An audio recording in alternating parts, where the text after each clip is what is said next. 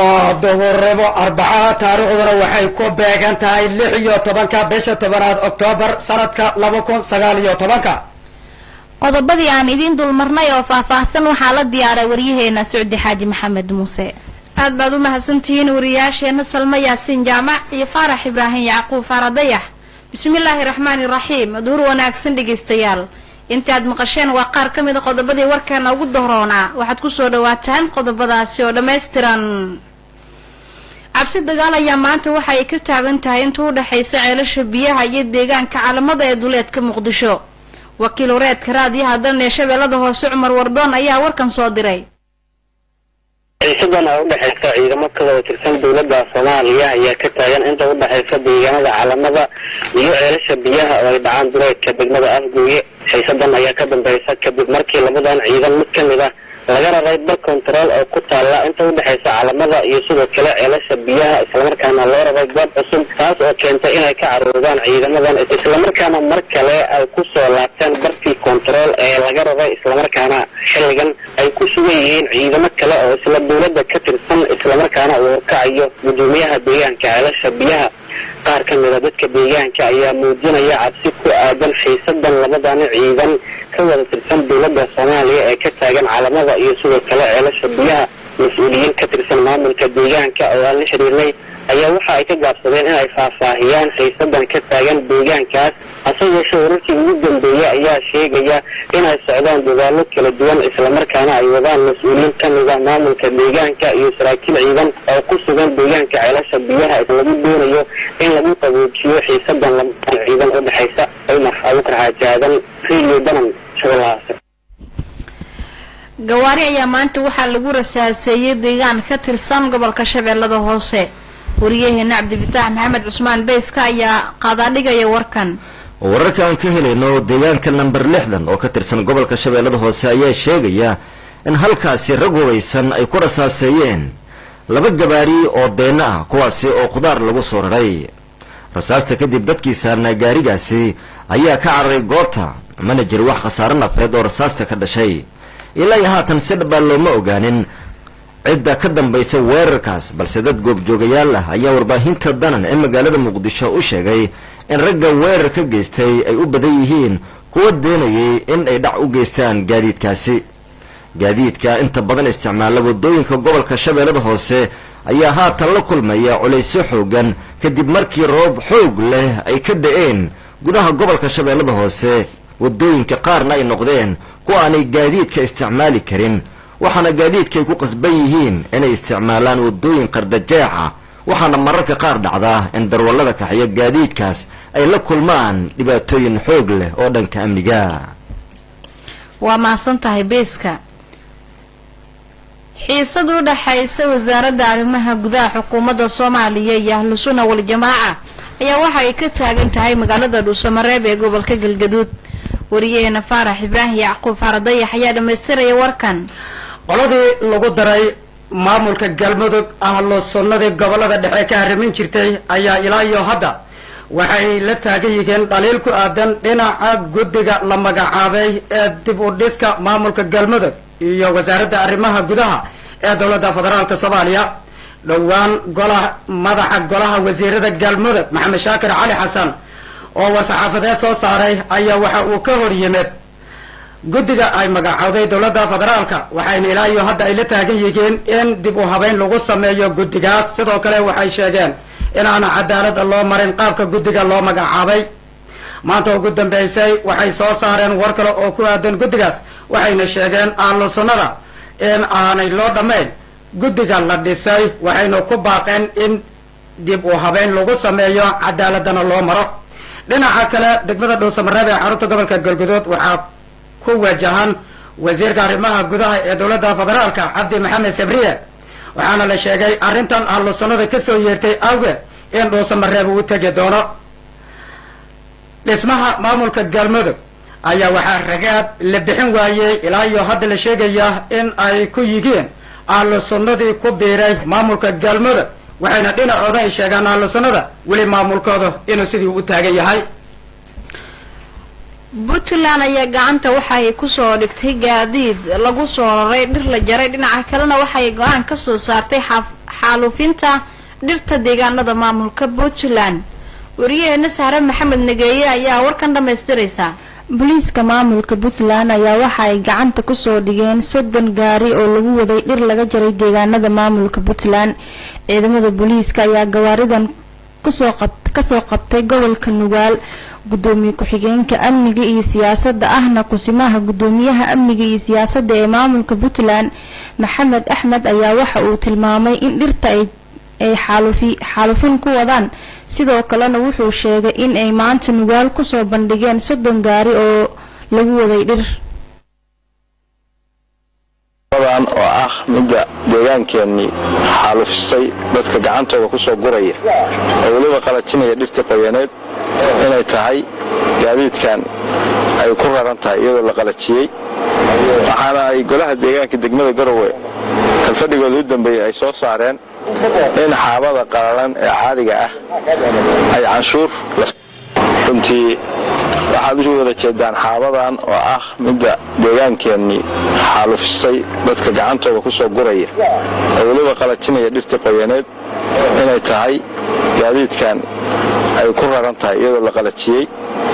waxaana ay golaha deegaanka degmada Garowe kalfadhigooda u dambeeyay ay soo saareen in xaabada qalalan ee caadiga ah ay canshuur la saarayo laakiin xaabada la qalajiyo ay qofku la kulmay ganaax iyo xarig. sidaa la adligeed bulshada waxaan faraynaa inaysan ka shaqaysato xaabada oo ku samaynaysa sida xadgudubka dhirta qalajinaysa oo ay keenayso deegaankeenu inuu noqdo deegaan laba degaan ah. waxaan faraynaa inay ka waantoobaan aysan dhirta qalajin aysan xadgudub ku samayn dhirta. ninkii ku xadgudbana inuu la kulmayo xarig iyo ciqaab lana horgeynayo maxkamadaha iyo shuruucda ay ka qabato deegaan. sidaa la adligeed waxaan rabnaa xaabada caadiga oo qalashay qofkii la soo gala magaalada canshuur baa la saaraya iyada iyo dhuxushaba.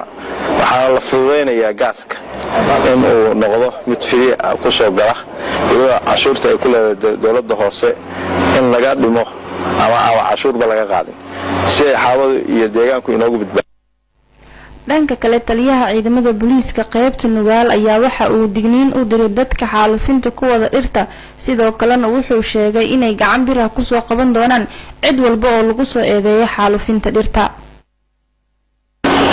ciidamadu waxay ka howlgaleen xaabada maadaama ay xaabadu deegaanka ay waxyeelaynayso.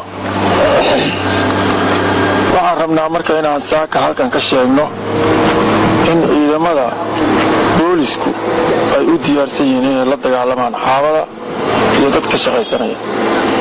waxyaalo badan baan intaa hawshan ku jirnay aragnay. waxaanu aragnay kaamam meel degan oo dumar leh oo rag leh ilmaa 40 qof oo ka dhex digaysa. waxay wataan faasaskii oo aan hadda idin tusi doono ilaa 40 faas oo dhirta lagu qalajinayo oo lagu joorjarayo.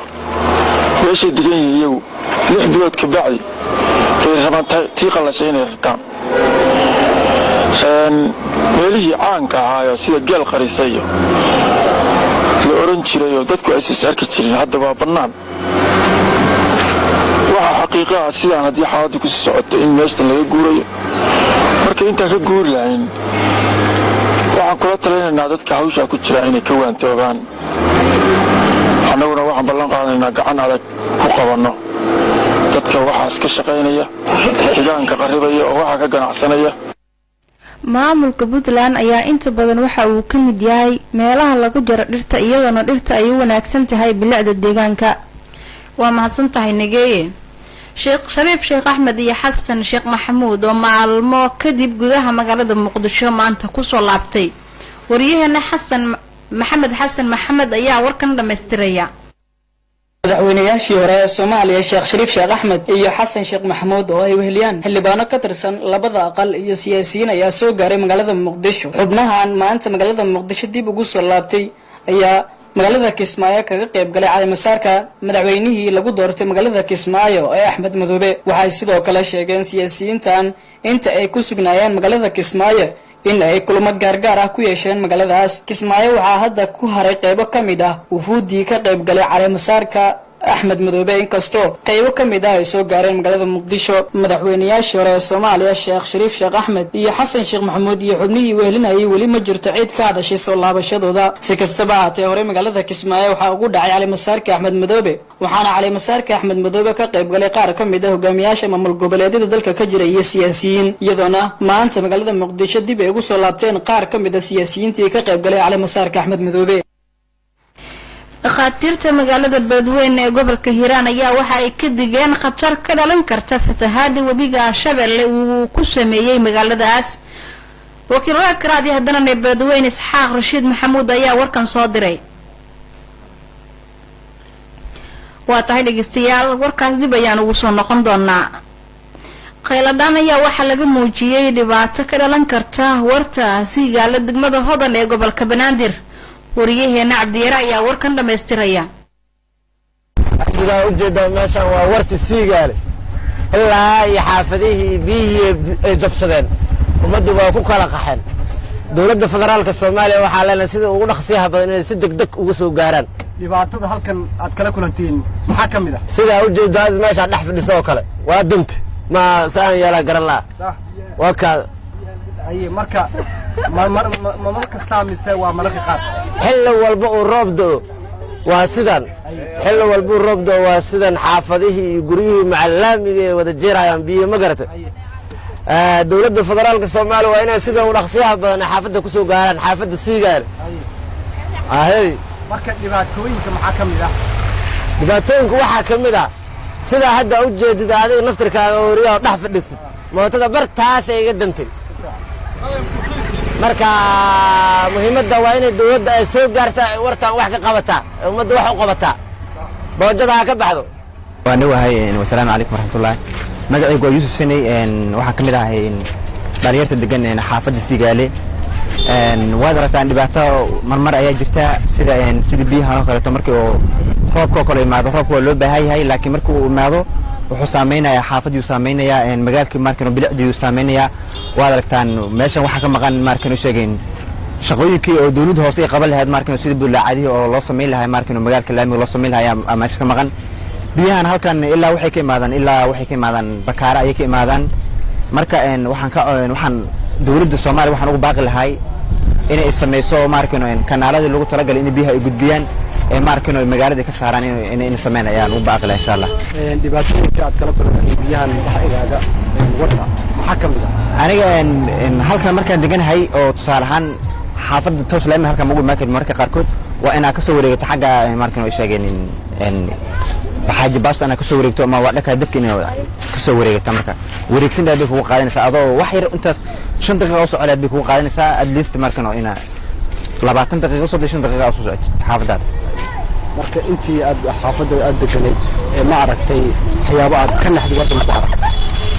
waxa wijiran hadda koor mar xataa waxa ka dhacday halkan waxaan ku arkay markan meesha maahan meel laga warqabo maahan mid kale to hadda koor waxa ka dhacday markan cunug ina halkan la soo dilay halka shashay la dhigay oo markuu qurmay oo kadib la arkay markaas hada maahan meel laga warhayo maahan taana hadda koor waan ku arkay.